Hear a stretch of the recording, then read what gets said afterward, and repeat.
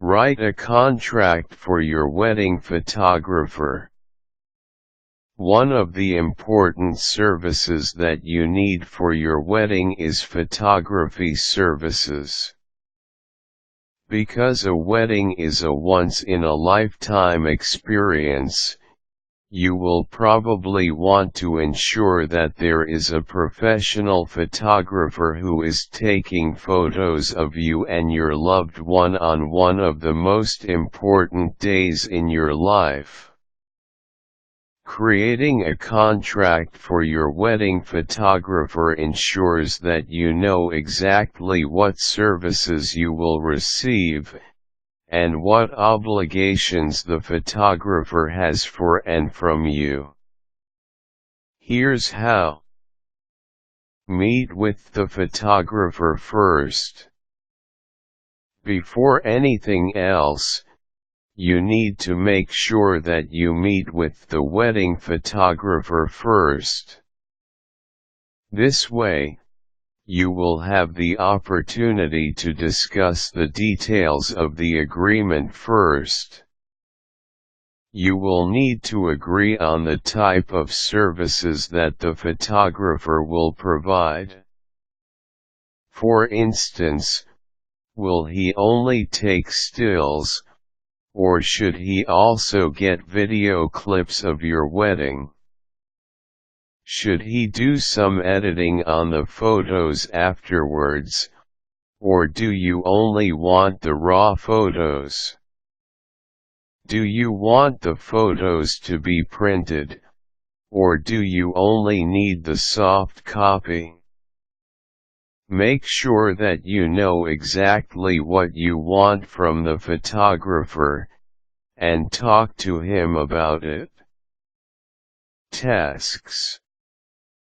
After meeting with the photographer, you should be able to create a list of all the tasks that he must perform on the wedding day, as well as the time frame for the tasks. Make sure that you write all of this on paper. Add the date for the contract, the exact time, date, and place when the services will occur, and the name of the parties involved in the contract. Be as detailed as possible about the contract, so that there will be no misunderstanding. Also make sure that you use easily understandable terms. Reservation deposit policy. One of the most important components of the wedding photography contract is a reservation deposit policy. You should know exactly how much you will pay for reserving the services of the wedding photographer, as well as what happens to the deposit in case you cancel the wedding. And you should also add a clause that states that the wedding deposit is to be counted as part of the total payment that the wedding photographer will receive. In this way, the deposit works as a type of down payment. Service schedule. Finally, make sure that you create a timeline for the service that the wedding photographer provides. This includes the time that it will take the photographer to process the pictures after your wedding.